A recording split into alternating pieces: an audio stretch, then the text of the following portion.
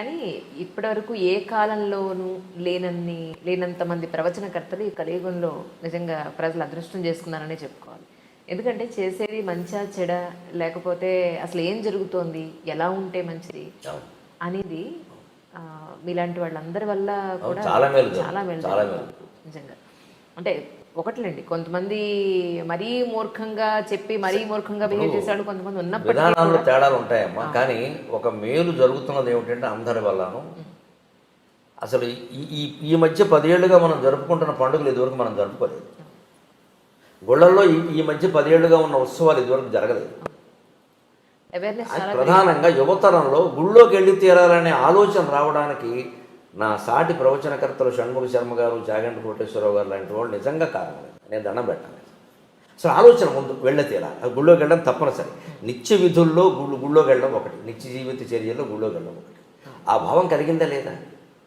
అది క్రమంగా చైతన్య మార్గంలోకి, జ్ఞాన మార్గంలోకి వెళ్ళడం అనేది ముందు తెలుసుకుంటే కదా వెళ్ళేది.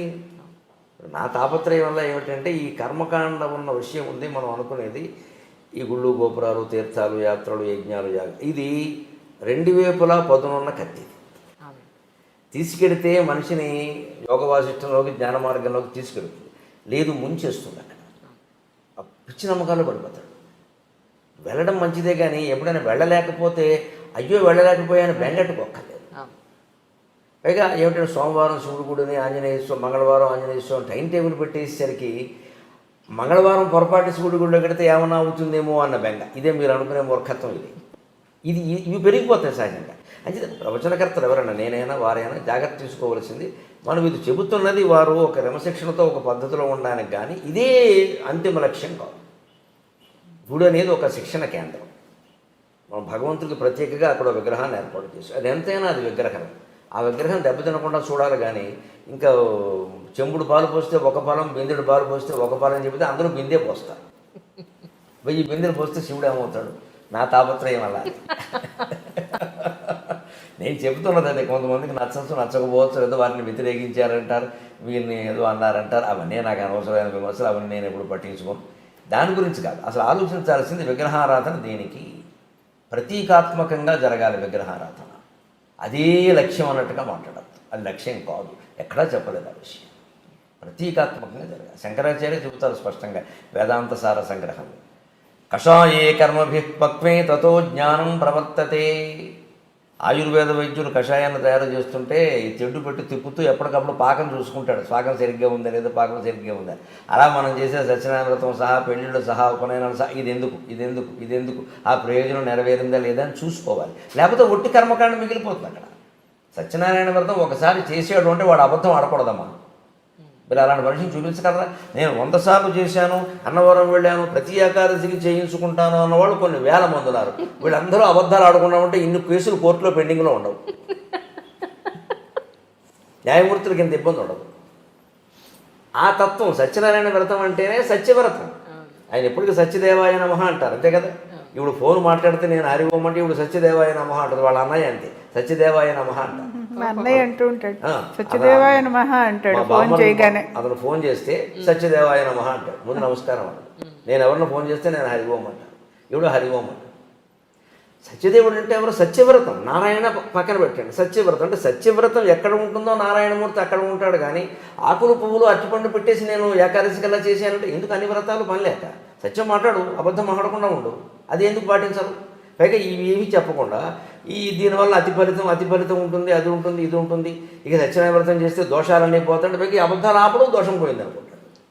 దానివల్ల ప్రపంచంలో ఏమైనా మేలు జరగకపోక కీడు జరుగుతుంది. నా పోరాటం వల్ల అది నచ్చకపోవచ్చు. చాలా పేర్లు పెట్టారు నాకు తెలుసు. నాస్తికుల్లో ఆస్తికుడు అన్నారు, ఆస్తికుల్లో నాస్తికుడు అన్నారు. ఏమన్నా నా పేరు గరిగిపట్టి నరసింహారావు.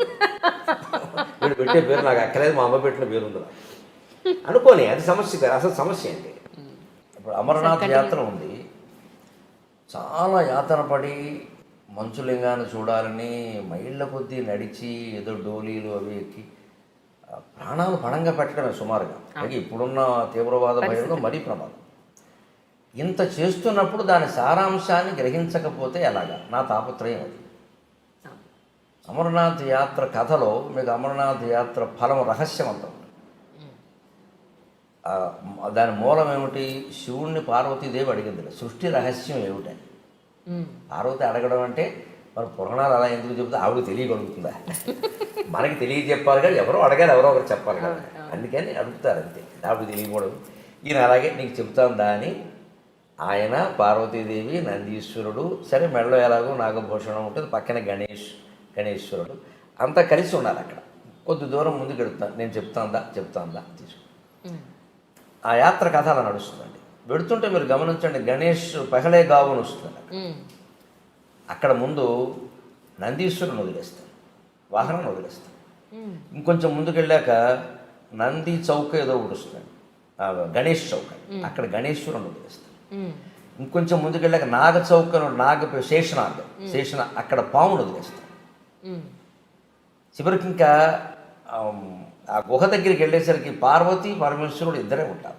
అంతకుముందే వాహనం వదిలేశారు, కుమారుని వదిలేశారు, నాగుపామును కూడా వదిలేశారు. ఇవన్నీ చౌక్ అని పేరు ఉంది కదా, శేషనాగ్, నంది చౌక్, పెహలగావ్ ఇవి ఉన్నాయి. పెహలగావ్ దగ్గర నందీశ్వరుని వదిలేసేయాలి. తర్వాత గణేష్ చౌక్ దగ్గర గణేషుని ఇంకొన్ని వాగిపోవయ్యా అంటారు కొడుకుని. తర్వాత ఇంకో 3వ 4వ శేషనాగ్ అని ఉంటుంది, అక్కడ ఆ పామును కూడా తీసేస్తాడు. శివుడు పార్వతి ఇద్దరు లోపలికి వెళ్తారు. లోపలికి వెళ్ళాక ఏమయ్యాడో తెలియదు. అక్కడే శివుడు లింగమయ్యాడు. సమస్త సన్మంగళాన్ని భవంతో కథను ముగిస్తాడు. ఇది అమరనాథ్ కథ. మరి ఇప్పుడు సృష్టి రహస్యం ఏమిటి? ఇప్పుడు ఇందులో సృష్టి రహస్యం ఏమిటంటే, అది నీకు అర్థం కావాలంటే ముందు వాహనాల మీద వ్యామోహం వదిలేయి. పహలే కావాలి, నందీశ్వరుని వదిలేసాడు. నంది ఎవరు? వాహనం. ఈ కార్లు, సొంత చార్టర్లు, విమానాలు ఎన్ని పెట్టుకుంటున్నాయి ఇవాళ? ఒక కారా?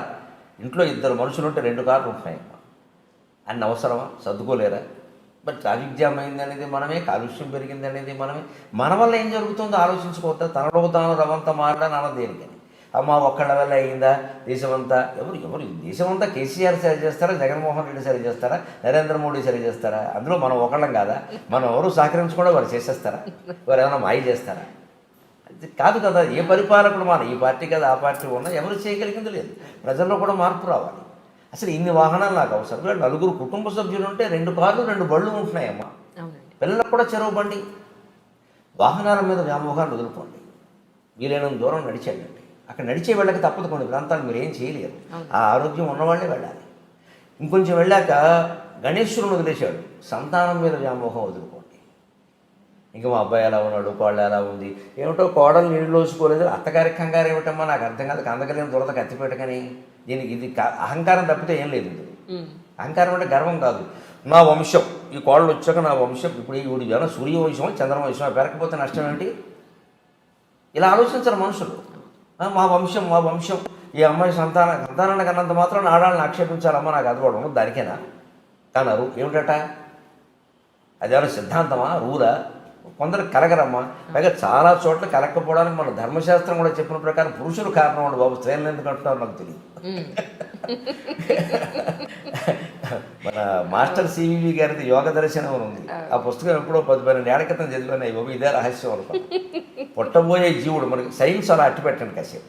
మన ధర్మశాస్త్రం ప్రకారం పుట్టబోయే జీవుడు తండ్రి నెత్తి మీద 3 నెలల పాటు తిరుగుతూ ఉంటాడు వీడి శరీరంలో ప్రవేశించడానికి. వీడు ఎప్పుడు నీళ్లు తాగితే అప్పుడు ప్రవేశిస్తాడు. జీవుడు నీళ్ళ ద్వారానే ప్రవేశిస్తాడు. అందుకే ఎవరైనా పోతే నీళ్ళకే మైల, ప్లాస్టిక్ వస్తువులకి కుర్చీలకి మైల ఉండదు. జీవుడు నీళ్ళ ద్వారా వెళతాడు.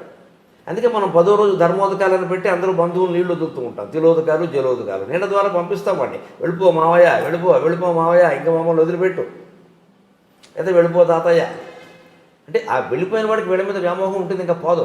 నీళ్ళు వదిలేస్తున్నామంటే వదిలేసాడు, పెద్ద కొడుకు కూడా వదిలేసాడు, మా అమ్మాయి కూడా ఆవిడే వదిలేసింది, ఏం చేస్తా అని ఇంకా జీవుడు వెళ్ళిపోవాలి. ఇంక పెంచుకోకూడదు. అది వాడికి సంకేతం. ఆ మంత్రాలు అలాగే ఉంటాయి. ఆ మంత్రాలు అర్థం అదే. కర్మకాండ చాలా గొప్పది. ఆ మంత్రాలు అలాగే ఉంటాయి అర్థం. అది ఎవరు చెప్పరు, ఊరికి టెక్నికల్ చేశారు. ఈ నీళ్లు వదిలేయడం ఉంది. ఈ వ్యామోహాలు వదులుకోకపోతే అలాగే పడుతూ ఉంటాడు ఇంక తాపత్రయం. అందుకని సంతానం మీద వ్యామోహం వదులుకో. 60 ఏళ్ళు వచ్చాయి నీకు. కొడుకు కోళ్ళు పిల్లల్ని కన్నారా లేదా అనవసరం. ఎందుకంటే కన్నడం అనేది కేవలం సైన్స్ రీత్యా ఎలా ఉన్నప్పటికీ యోగశాస్త్ర రీత్యా కూడా, పూర్వజన్మ కర్మఫలం రీత్యా కూడా యోగం మొగాడుకుంటేనే సంతానం కలుగుతారు. ఆ యోగం మొగాడిది ఆడాళ్ళకి సంబంధం లేదు. ఈ 3 నెలలు ఈ జీవుడు పురుషుడు నెత్తి మీద తిరుగుతూ ఉంటాడు. వీడు ఎప్పుడు నీళ్లు తాగితే అప్పుడు ప్రవేశిస్తాడు వీడు. అందుకని మనకి కొత్త దంపతులను తీర్థయాత్ర చేయమని చెబుతారు. సంస్కృతి ఎంత గొప్పదో ఆలోచించాలి. కొత్త దంపతులు చేయాలి తీర్థయాత్ర. 72 ఏళ్ళు వచ్చాక ఎందుకమ్మా యాత్ర? ఎక్కలేరు దిగలేరు. దురదృష్టం ఏంటంటే 60 ఏళ్ళు దాటిన వాళ్ళే చేస్తారు. అవును. పైగా వయసులో చేయమంటే సంపాదించుకునే వయసులో ఇవన్నీ ఉంటాయి. 70 ఏళ్ళు ఇంకేం చేస్తాం ఇప్పుడు 4 చోట్ల అంటే ఏమీ చేయలేవు కాబట్టి ఇప్పుడు కాశీ వెళ్ళి మిఠాయి తింటావా? ఏమైనా చేయగలిగితే చేసేస్తానే దోచేసి. ఇదేం ఆలోచన అండి? ఆధ్యాత్మికతను తీవ్రంగా గంభీరంగా తీసుకోవాలి కానీ టైంపాస్ బఠానీలా ఆధ్యాత్మికత అండి? టైంపాసా? ఏమీ చేయలేవు కాబట్టి చేస్తావా? 60 ఏళ్ళు దాటి 70 ఏళ్ళు దాటి బస్సు ఎక్కలేడు, దిగలేడు, 2 మైళ్ళు 2 మెట్లు ఎక్కలేడు, 4 అడుగులు వేయలేడు. ఈయన ఎందుకండి యాత్రకి? ఈవిడేను ఒకళ్ళు ఎప్పుడు అంటారు కూర్చోక. అప్పుడు కాదు, కొత్త దంపతులు చేయాలి, 25 ఏళ్ళ వాళ్ళు చేయాలి, నాట్ హనీమూన్, తీర్థయాత్ర చేయాలి. ఎందుకంటే అప్పుడు ఆ తీర్థాల్లో పురుషుడు స్త్రీ ఇద్దరు సరిగంగ స్నానాలంట. సరిగంగ స్నానం అంటే ఇద్దరు చెయ్యి పుట్టును కలిసి స్నానం చేయడం, సరిగంగ స్నానం, సమానంగా ఇద్దరు.